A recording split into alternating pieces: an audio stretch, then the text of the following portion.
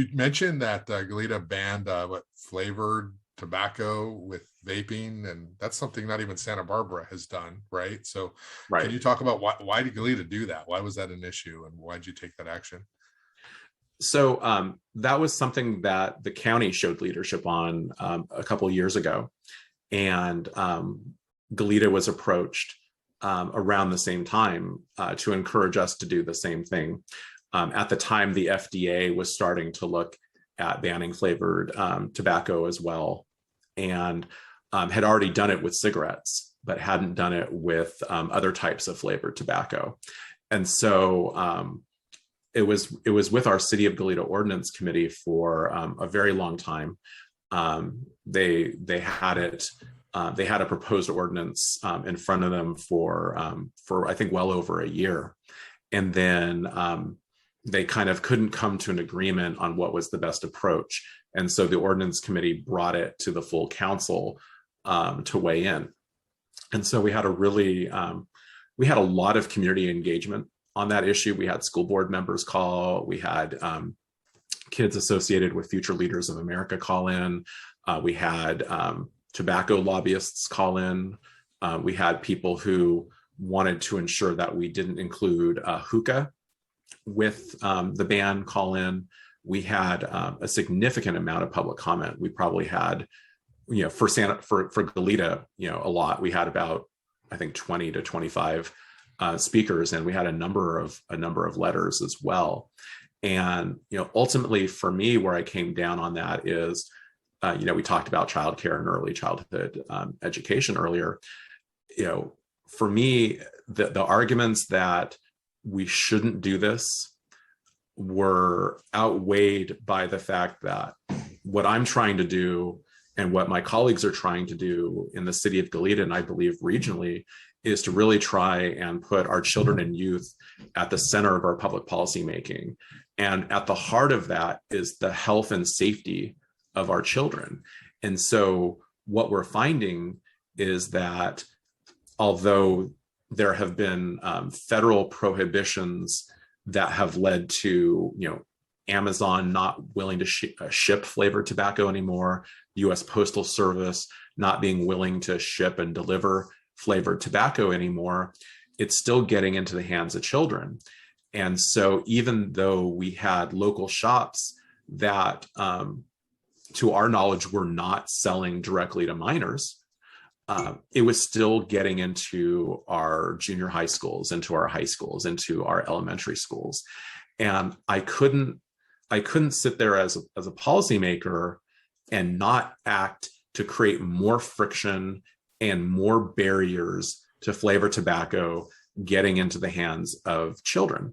And when I say flavored tobacco, I'm not talking about like bourbon flavored, right? I'm talking about packaging that is marketed in very provocative ways to appeal to children. Very colorful packaging, flavors like bubblegum flavored.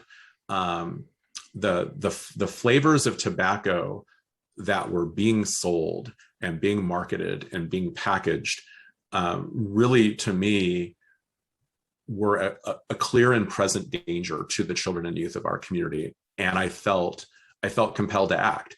And so I supported the ban. What I'm really concerned about, I'm really glad that you brought up this topic, is right now the owners of the shops that sell flavored tobacco, who are preparing to stop selling it. They can still sell cigars and other kinds of tobacco products, have actually started circulating a petition that would stop the flavored tobacco ban in its tracks. And so they are in the process of collecting signatures. They need to collect those signatures by early November. And if they can collect enough valid signatures, I think the number is a little bit over 2,000 signatures, then the matter would get referred to council, and we could either reverse ourselves or put it on the ballot for next year. And so at that point, then we would have almost a year of not being able to protect our kids, where this would still be out there and it would still be getting into schools and getting into the hands of the wrong people. And I just think that's fundamentally wrong. And I really hope that people don't sign the petition if they see it. I would really encourage people to not sign the petition. What is the argument for doing that? Like, what is the argument for these businesses that are selling flavored tobacco? What argument can they make that this is a good thing, or that why should people not support a ban if we know that tobacco is bad for you, and we know that tobacco products earlier in your life is bad for you? Like, what argument are they making that the Goleta should not take this step? Well, the first argument they made, until it was contradicted, was that, oh, well, they'll just buy it online. So why should you lose the tax revenue? Mm-hmm. And so then when it was pointed out to them that it's been, for all intents and purposes, banned online, because it's so hard to get it now online, because the delivery services just don't want to get exposed to the litigation. And they're aware that the FDA is looking at banning flavored tobacco the way they banned flavored cigarettes. So then their argument really changed to, well, we have a really good track record of when there have been kind of undercover operations to see if they would sell to a minor or someone under the age of 21, that they've passed those situations with flying colors. And I would just point out that with the pandemic, there hasn't been a lot of those kinds of operations in a long time. And to me, it's really the wrong question. The right question is this a product that we should have in our community? Is this a product that we should have that is so clearly marketed to children? More than one thing can be true at the same time. The stores can not be guilty of selling it directly to a minor, and that person that they sell it to can still turn right around and sell it to kids, give it to kids, allow it to get into the hands of kids. And to me, the risk just wasn't worth it. And, I'm proud of the actions that we took. It was, in some respects, a difficult decision, because I know there's other products out there that I think are tempting, like flavored, there's flavored alcohols and other things that haven't had as much public attention and public policy work done on them yet. And we can have that conversation another time. But I felt like right now, this was the step that we needed to take to protect our children and youth. But hey, I'm going to freestyle a couple of things here on you. Parks in Goleta. I remember I did a story a few years ago talking about how Goleta was like deficient, like per capita, in terms of number of parks and green space, per number of residents. And Goleta's made some strides in that regard, in terms of trying to open up new pocket parks and new areas of town. Can you talk a little bit about the importance of green space in the community? I feel like obviously Gersh Park, which is privately owned, gets a ton of use. Okay. There are other sort of parks around town that get use. Not a lot of parks in Old Town, not a lot of green space in Old Town. What can you say about Goleta's efforts to create more green space for communities? It's a real challenge. It requires us to have the revenue to purchase the properties to be able to convert them to park space. When one of the good things about incorporation for the city of Goleta was it allows us to focus on the things that are of local concern, as opposed to being in kind of a sit and wait status, waiting for the county to get around to doing something for us, right? So, closer decisions, local decisions, more input. So that's been good. It's one of the reasons why, it took a long time, but we were able to get Johnny Wallace Park. There's also one pocket park in Old Town, really in the heart of Old Town, but it's small. And so that's really something that we have opportunity for improvement on. The city as a whole is really at a parks deficit. but in particular in Old Town, we have a significant park deficit. There's, kind of terms of art in local government about how much open space you should have per census tract, and we're low. I won't get into the details of exactly how low, but we're low, and I would argue that there's even equity concerns based on how low we are in the most diverse areas of the city compared to some of the less diverse areas of the city. I'll say it like that. So we have a lot of work to do on that. There's been some really good things happening in Old Town in terms of sidewalk improvements and parking improvements. And, we'll be discussing the Old Town striping project in the near future and the possibilities associated with that. You're not going to do that back in angled parking idea, are you? Please, no. Oh my goodness! Like over there in Cabrillo, where you have to back into the beach. They changed that over by the volleyball courts. I remember they were talking about that in Goleta. So, some study. So there's. Is this part being edited? I'm just freestyling, James. On I heard that. I heard that. So we talked about this on the last podcast, right? So there's 3 proposals for the Hollister corridor, right? And so one of them would be angled parking. One of them would be essentially status quo, and another of them would not be angled parking. There would be no parking at all on one side of the street, and you would have a really significant bike lane. And we haven't made any final decisions on what's going to happen. And part of the reason for that is we don't actually have any money. So nothing's coming anytime soon. There is an interim striping program that is going to come to us at some point that might allow us an opportunity to kind of do a demonstration project. And so that would allow people to kind of see what it could look like if you had that parking, and see what it would look like to have that much more sidewalk, because you would get additional sidewalk real estate. Right now, if you're trying to walk down the street in Old Town, most places, if someone else is walking in the opposite direction, you're barely going to fit. And if you're in a wheelchair or on crutches, you basically have to almost go into the street and get out of the way and let the other person go by you.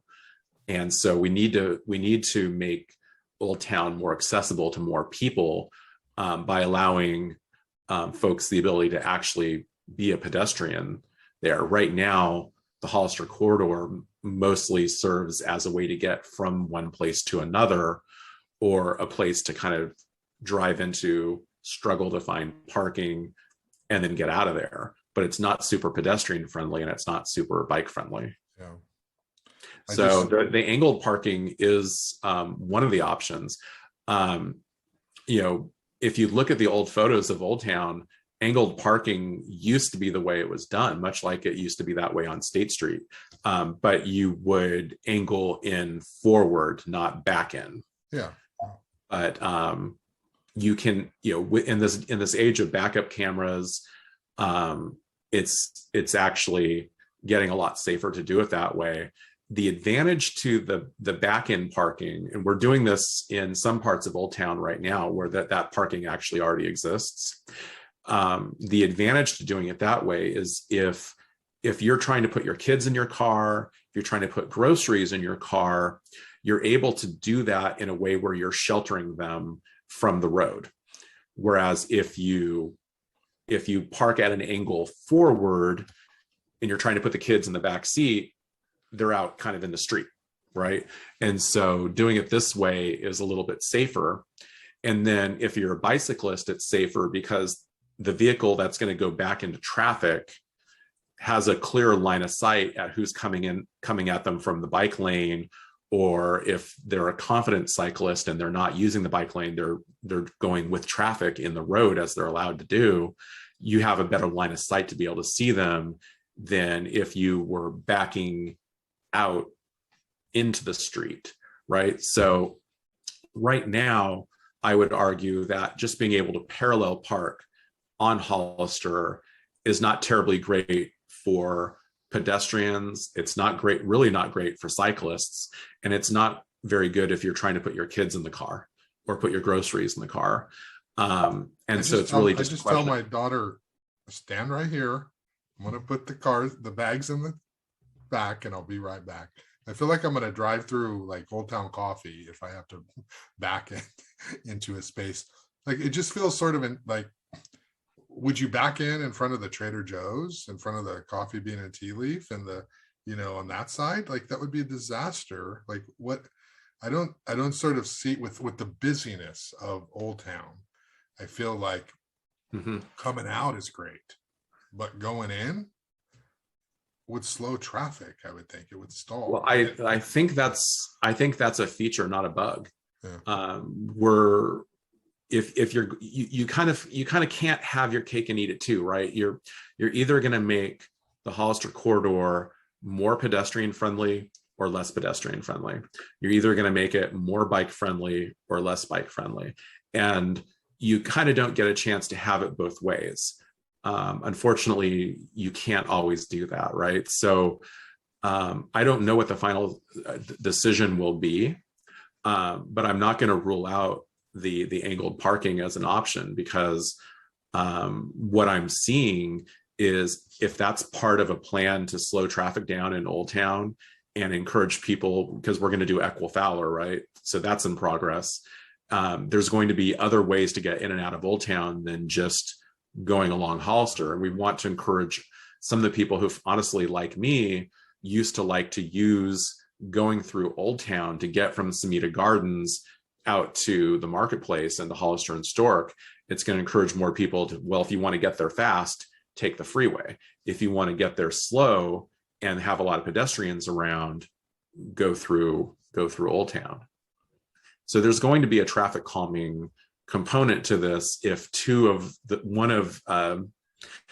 two of the three options that have a traffic calming element, and there's one option that's basically just landscaping and like some minor improvements. But two of the options would have significant bike and pedestrian improvements and would change the way that part of Old Town functions as a driver. And one of the options is basically status quo. And so, do you want to have no parking on one side of the street and have wider sidewalks? Do you want to have a better bike lane and be able to actually get a net increase in parking? Because the amount of parking in Old Town is a problem. And if you do the angled parking, you can get more spaces. But the only way to do the angled parking and get more spaces is to encroach onto the 2 lanes in the middle lane. So there's currently 5 lanes there, right? There's 4 lanes, 2 in each direction, then you got the middle lane. When this project is done, regardless of which option you have, other than the status quo option, you're going to get a wider sidewalk at the expense of lanes. You're going to get better bike circulation at the expense of lanes, and that's going to have the impact of slowing people down. And so there's going to be a kind of a behavior modification element to that. If people think they can still drive through Old Town at 35, 40 miles an hour, that's going to be dangerous for people. But you're going to change, you're going to probably have a change in the speed limit there. You're going to have less of a feeling of openness if you're a driver. But if you're a pedestrian, it's going to feel a lot more appealing. It's going to feel a lot safer. If you're a pedestrian that lives on Gatto and you want to go down to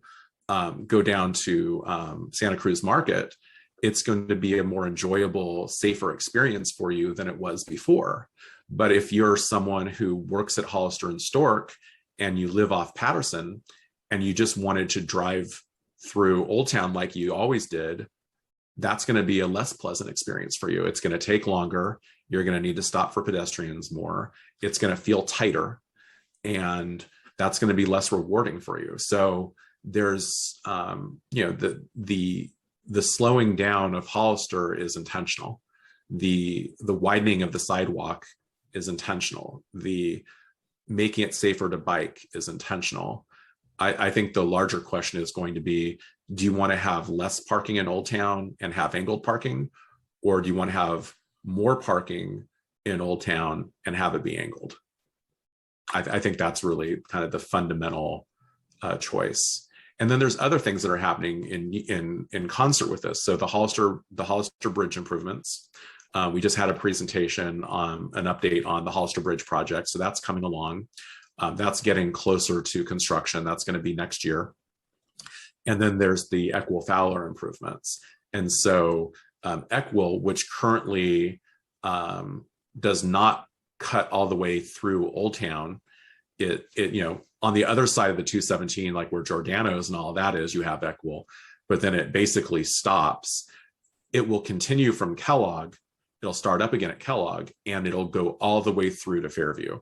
And so you will have another wave. So if you live at Winslow, the Old Town Village project that got approved in 2016, that project, you will have the ability to, if you don't want to, you don't have to go along Hollister.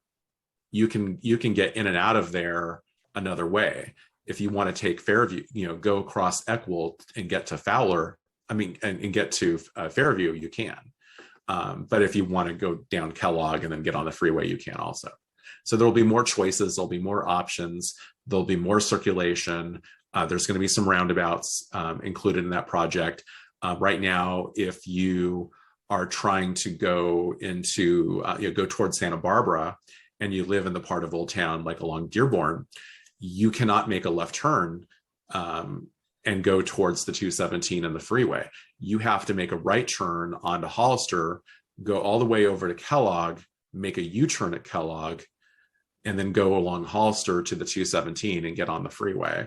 And having those kinds of barriers to circulation isn't good for pedestrians. It isn't good for motorists. It isn't good for cyclists. So we're doing some things that are going to make it easier for people living in Old Town to get around, whether they're on foot or on bike. And in the case of the Hollister Village and Eckwell Fowler improvements, if you're in a car as well. Yeah. It's going to it'll make life easier as a driver if you are an Old Town resident, but not necessarily some of the projects that we're talking about doing. If we can get the funding, some of the Hollister corridor improvements will be less focused on vehicle circulation and more focused on creating better conditions for pedestrians and cyclists. Yeah, and hopefully Goleta continues to do a lot of Spanish language outreach, because that project could very easily become one of what City Hall wants and what planners want, and not necessarily functioning on the ground what the community wants. So, and that community, of course, is largely Hispanic, and I'm sure there's a large Spanish language component there as well. That's an important consideration. Our city has I'll say it like this: we've taken steps to get better at Spanish translation and interpretation, to get better at Spanish language outreach. We can and we have to do better at that. But it's something that we're sensitive to, and it's something that we're working towards. But we still have work to do there. I want to hit a couple of things. We've been having a really good conversation here, and we could probably go a lot longer, but for our audience, we should probably, put an end to it here soon here. Can we talk about the reproductive freedom resolution? The county did something, Goleta did something, Santa Barbara did something. Whenever you do a resolution, there's always this like, well, how does this affect our taxpayers kind of thing? So can you talk about why that was important for Goleta to do? Oh, sure. It was something that had a lot of support in Goleta. It was a unanimous vote of the city council, and it was just a resolution that reaffirms that we believe, that people who can become pregnant should have the ability to make decisions for themselves about their future and about their bodies. And it wasn't controversial. I think we had one public comment that was a written comment, just basically saying, why are you focusing on this versus other things? I don't think there was a lot of negative public comment at the county. I don't think there was a lot of negative public comment at the city. But I'll talk about it just from the standpoint of why it's important. And I think it's important because at a time in our country when I think it's 80% of people now support the Roe versus Wade decision, there is an emerging consensus that reproductive freedom is something that's important and should be respected. And I think why it's important for local cities and counties to weigh in is because there's still a lot of stigma and shame associated with abortion. And so it's important for folks locally to start conversations when they can. And a resolution is essentially a conversation starter. But it's important for us to take actions that can point to the need to get rid of that stigma and shame, and to basically reaffirm for folks that this is something they should be able to do for themselves if that's the right decision for them. That it's really nobody else's business but theirs, and they should have the right to do what they need to do with their own bodies, so that they can live, a full, healthy, and fully actualized life. And Goleta did this before Santa Barbara, right? We did. We did it, I think, in September, and then the county, and then later the city of Santa Barbara acted. And I appreciate Paula Prodi, our mayor, Paula Prodi, for supporting me in the request, and I appreciate all five of my colleagues, all four of my other colleagues, because we had a unanimous 5-0 vote for this. And I'm glad it wasn't divisive, because it shouldn't be divisive. People should be able to do what they need to do and make the best choice for themselves, make the best decision, I should say, the best decision for themselves. And the PLA agreement, Goleta approved a PLA. Is it 5 million? Is it the same thing as Santa Barbara, or what's unique about Goleta? It's not the same thing as Santa Barbara. And I should preface this by saying that we're not done yet. Okay. So Santa Barbara has two things. They have a project labor agreement ordinance that governs future projects. And then they have a community workforce agreement, which has a specific term of time during which that agreement is good. What Goleta has done so far is we've done an ordinance. And our ordinance is largely similar. It has a couple of exceptions that are a little bit different. The first difference is that ours, while we chose a threshold similar to Santa Barbara, which was $5 million, we also added an escalator component to the agreement, so that over time, as things gradually become more expensive, as there's increasing inflation, everything will become more expensive. And so we tied our PLA threshold of $5 million to the California construction cost index. And so over time, $5 million will become $5.5 million, will become $6 million. So it will grow with the times.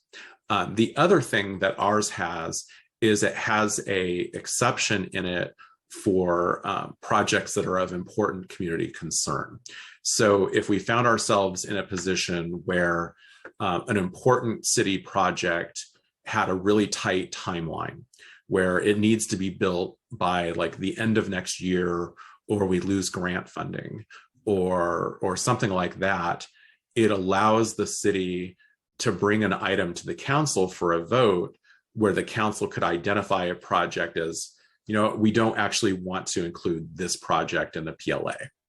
And so it's, I guess in some respects, it's a little bit more of a conservative approach to the ordinance than Santa Barbara's. Although I do say that the city of Santa Barbara ordinance is very conservative. It's very cautious. I mean, I think $5 million as a threshold is a very reasonable threshold for them. In Goleta, go ahead. That's kind of genius, right? Like, doesn't that pacify those people who are critics of the PLA? If you have an out that says, hey, if there's some project that we need to get done, we're not going to tie it up with the stuff you hate. That's not, something you wanted to do, or you did do it, or, it seems like a good compromise. I think it's a good compromise as well. Unfortunately, I think there are people that have just really strong kind of preconceived notions of what a project labor agreement is or isn't. Yeah. And so people kind of retreat to their respective camps at a certain point, and they're just, dead set against anything that would allow cities to be able to share construction work with with union entities. If you drive around Goleta, if you drive around Santa Barbara, you really can't stay at a union hotel, right? Like if you go to other places, like you go to Sacramento, there's hotels where the workers are unionized. There's hotels where the work was done by a union. You can go to restaurants where the workers are unionized. We don't really have that here. We don't have like this kind of big labor, kind of stereotypical big labor stranglehold on local government. Certainly not in Goleta, and I don't believe in Santa Barbara either, really. And so, to me, this is really just about sharing. This is about saying that sometimes on certain projects, not roads projects, not the Hollister Bridge project, but certain projects where the community can really benefit from having this kind of sophisticated, important project like a fire station, a train depot, the Goleta Valley Community Center improvements that need to happen. It creates an opportunity for that work to be done by local workers and local workers that are in the construction trades, with the building trades. I think there's a lot of misconceptions about what project labor agreements are and aren't. Right now, projects in cities are almost always done by local contractors. But what the contractors don't talk about is when the projects get more sophisticated, when there's sophisticated electrical, when there's sophisticated other considerations, they tend to subcontract out. And they do that for insurance reasons, and they do that for skill-based reasons. And so, you'll hear some of these contractors come and they'll testify at public comment against project labor agreements, and they'll say things like, this is going to force us to hire union workers who we don't know, and they're not part of our crews. And what they don't tell you is they're already hiring people that they don't know that aren't part of their crews, because they're subcontracting out to people in Sacramento. They're subcontracting out to people from San Francisco. They're subcontracting out to people from Los Angeles. And so the genius thing about project labor agreements is that it ensures that those subcontractors are local, and it doesn't preclude any local contractor from bidding on a project or working on a project. So it's really a question of more is more, not less is more. And it's really fundamentally just about sharing. It's about telling our local contractors that, sometimes on some projects, just some of them, we're going to allow union workers to be able to have a chance to. And I just wish that there wasn't such a kind of an ideological kind of knee-jerk opposition to these things, because they kind of try to create this perception that they're just giving all construction work to the unions and everything is going to be done by unions and there's going to be nothing left for them.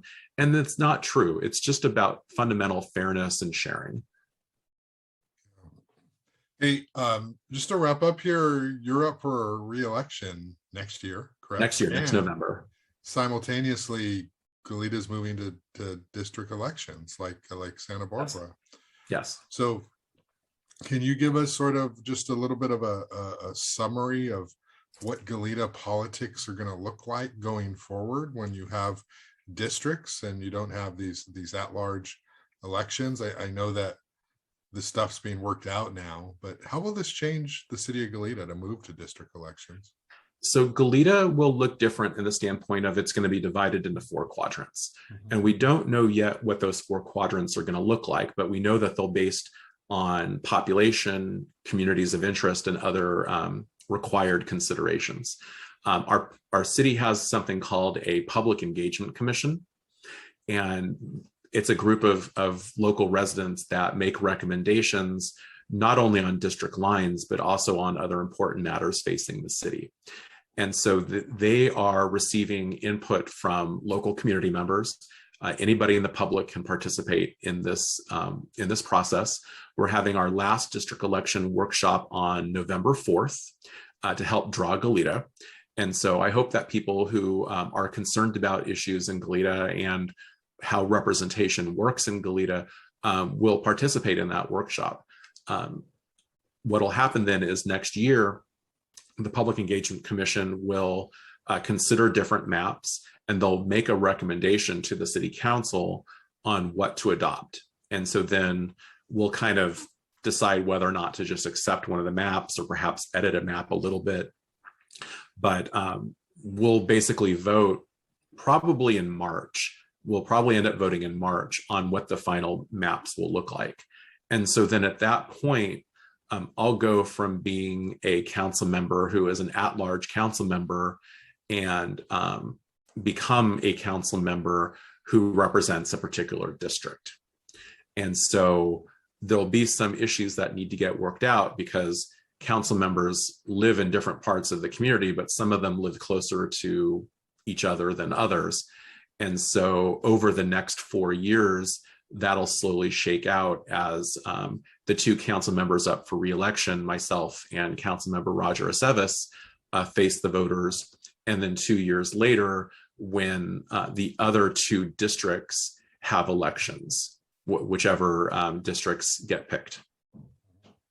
And just in terms of representation, do you think that district elections are going to help better serve the community of Goleta? Santa Barbara's moved there, and there's there's debate and opinions and thoughts, but is this the right thing for Goleta to do? Goleta's not too small for district elections. Well, I mean, we could argue about whether or not it's the right thing to do or the wrong thing to do, but it's really more of a have to do. And so my hope is that it works. I think that representation is important. Our city council has, in its history, only had two Latinx Latino members, one who was elected, one who was appointed. We currently only have one Latino member of the city council, and that's Roger Aceves. There has been a lack of diversity on the city council. There's also currently a lack of gender diversity on the council. We only have one woman, we have 4 men, and the one woman is our mayor. So there's a need to do better when it comes to representation. And this is one approach towards ensuring that there is better representation. And so we'll have to see how the districts get drawn, but this is an attempt to make things better, to ensure that there's a more representative city council that looks like the people we serve. I hope it works. We are a small city. City size is not a consideration for the Voting Rights Act. And city size isn't a consideration for whether or not the residents of a city deserve to have a council that looks like them. So for me, it's less about whether or not it's the right thing. It's more about it's something we need to do, we have to do, we're going to do. I hope it works out well. And I hope that we get a council over time that is representative of the city and really moves us in a positive direction. Okay, James, great. I'm going to cut myself off here because I could ask you questions all day. You're so knowledgeable, and I really enjoy talking to you. But there was one thing I was hoping to be able to work in, and you probably won't be able to work it in, but I don't know if you're still recording. It looks like you're still recording. Yeah. You've talked in the past about accomplishments, right? And you've talked about elected officials taking credit for things. And I think a really good conversation to have, if not now, then at some point, is what is the appropriate way for elected officials, whether it's the mayor, whether it's council members, when is it appropriate for them to take credit for something that they voted for? When is something that they weren't necessarily directly responsible for something they deserve credit for because they ultimately have the authority and they're ultimately accountable to the voters on it. So like I remember when you had Daraka on, you know, Yeah, I remember. there was some talk about the you know, the light blue line, right? And so that was one where, regardless of whether or not the city council members liked the idea, conceived of the idea, agreed with the idea, the whole council kind of got painted with a brush on like, oh, they're prioritizing this over things that matter. And you had a little bit of a reaction, arguably, in how an election turned out, right? And then you have people like Nick Welch now saying, oh, well, maybe they were right. Maybe we needed that. You know, and I know that this has come up. You know, Cathy has gotten some criticism for saying, you know, for taking credit for things like the, you know, the Citizen Formation Commission, you know, taking credit for other things where maybe, you know, staffers worked on it, or, you know, maybe a particular council member was really focused on it. And, you know, I think that at some point there's got to be kind of that conversation about when is it appropriate to take credit for something when the voters are going to ultimately judge whether or not it was something you should have done or not. Because I think that, you know, when you're staff, you know, you work on things, and if it works out well, you're rewarded in the sense that you get to keep your job. It's in your performance review. Council members may or may not recognize you on the dais and thank you for your great work on something. But if a project doesn't work out, if an initiative doesn't work out, generally staff doesn't get the blame for that in public, right? Like maybe a business member of the business community will complain about them and they'll want their head or something. But generally speaking, the people that get held accountable for it are the elected officials. And so, you know, there's sort of a buck stops here component to being an elected official that I didn't fully appreciate when I was a staffer, when I was like Roger Horton's intern or working for Janet Wolf, that, you know, I look at in a new light now because I'm the person that has to sit in the chair and speak into a microphone and say aye or nay.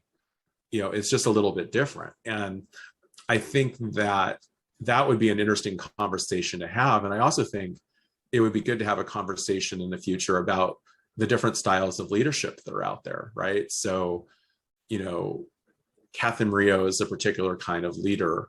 Helene Schneider was a particular kind of leader.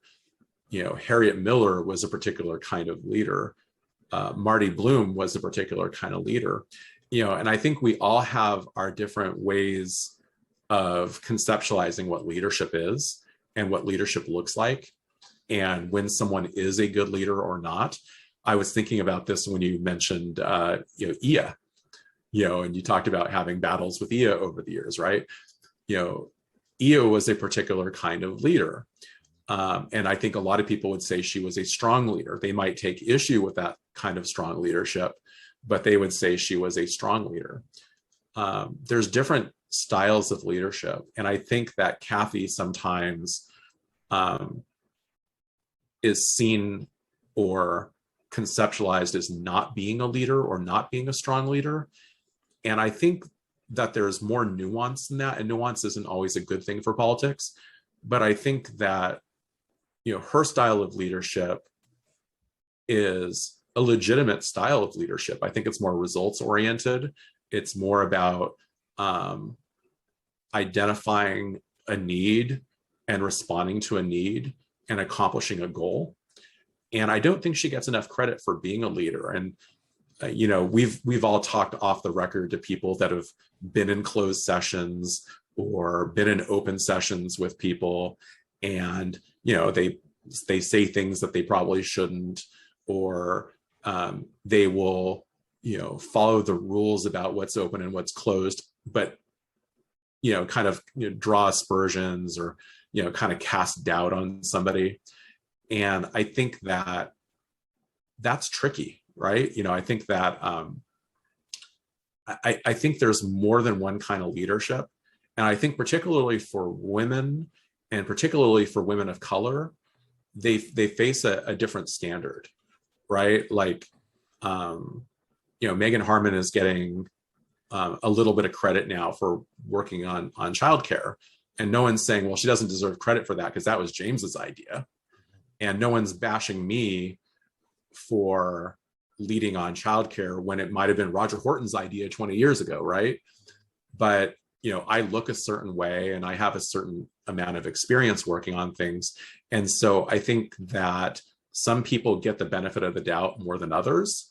And I just think it's important for all of us to think more about, well, why is that, right? And I know we all have our own like conscious and unconscious biases about people because we've worked with them, we've experienced them in different settings. And so we kind of develop these notions about them.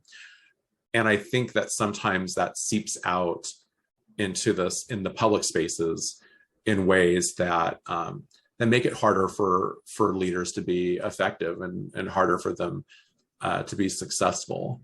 And I know we're kind of now just kind of freestyling again here, just kind of talking, but I those were some things I kind of had in my mind at one point when we were talking, like, oh, I hope we could get to this because I think this would be really good to talk about. And I just think it's kind of unfortunate that we couldn't get in there, even though I know we talked for like 2 hours.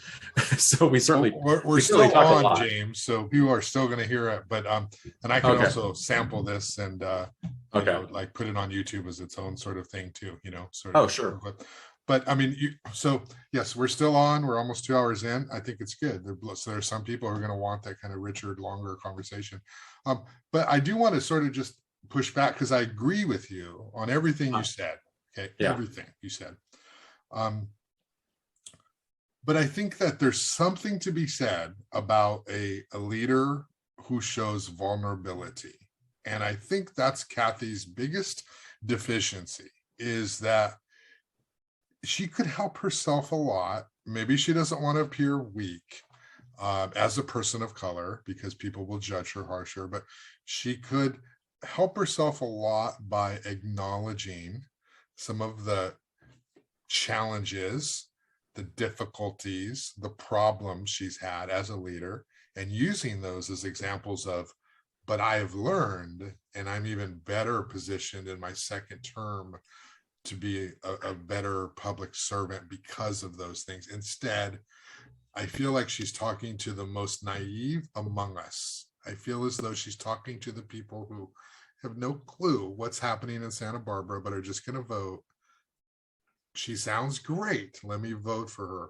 And that's not that's true pretty much of most of them, right? Like they all sort of some degree just kind of just focus on the good stuff. And I think that Cathy would be a lot more likable if she could acknowledge that. And people say, whoa, wow, she's a human being too, as opposed to, and then we created the Community Formation Commission. It's like, you created it from massive public pressure from the community over multiple meetings.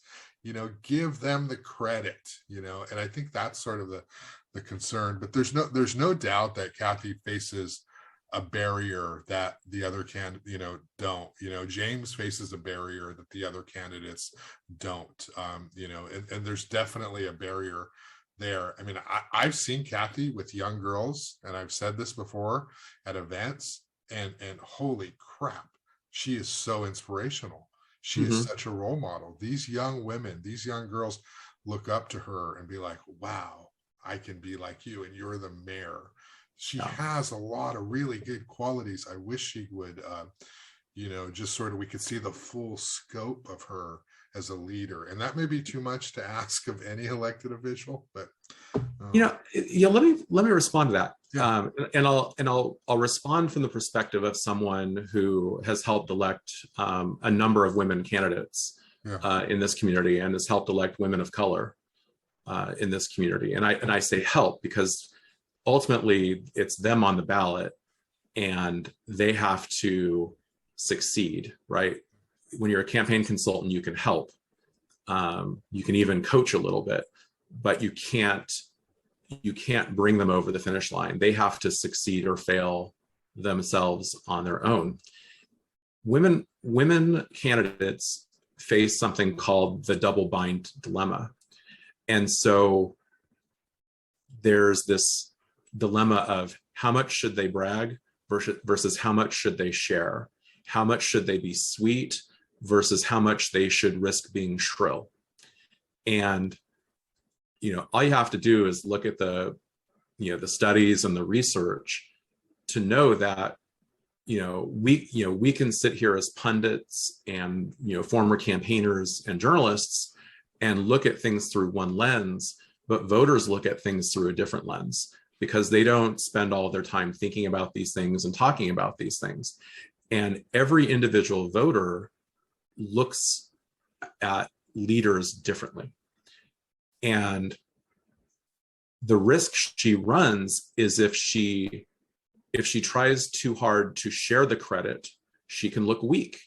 If she tries to put others first, she can come off as not being decisive.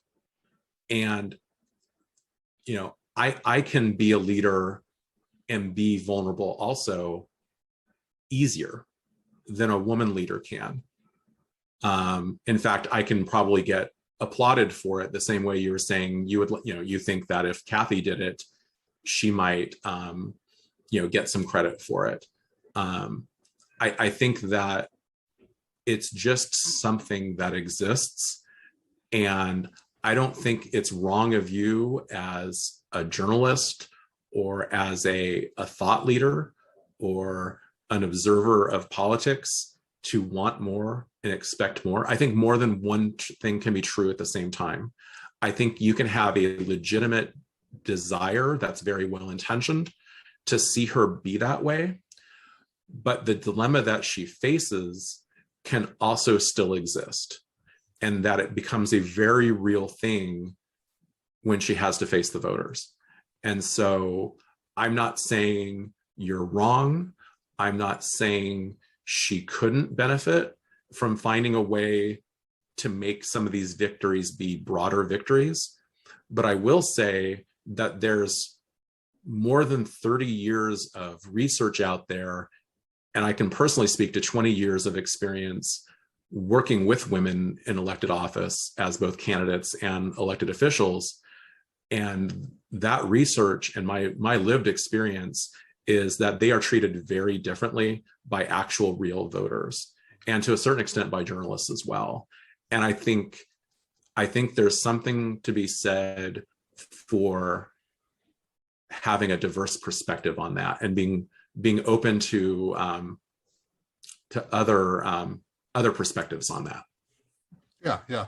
No, there's no doubt about that. And it's nuanced too. Cathy faces a certain kind of lens that Meagan Harmon doesn't. I mean, the things that Meagan Harmon does that bring out these incredible reactions in people are very gender-based, and it's like, it's clear that female candidates have to deal with certain types of judgment that male candidates don't, and the word ambition comes up a lot.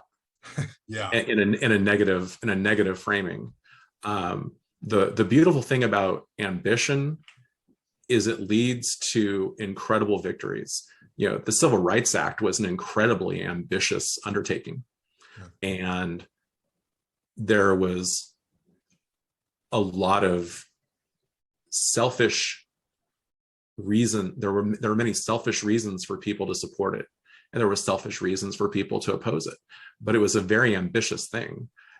And I don't think at the end of the day, something like that happening was bad because it came from ambition, right? I think that locally, people being ambitious lead to big things, lead to good things, and not just in politics. Stearns Wharf was ambitious. It's good that we have it. The airport was ambitious. Being in Goleta, you have a little bit of a different perspective on the airport than if you live in Santa Barbara. Well, but about 20, it was certainly ambitious. About 20 planes have flown over my house in this length of this podcast. Right. So I think that we saw this with Doss Williams, right? He was a young man in a hurry. He also happened to be a young man of color.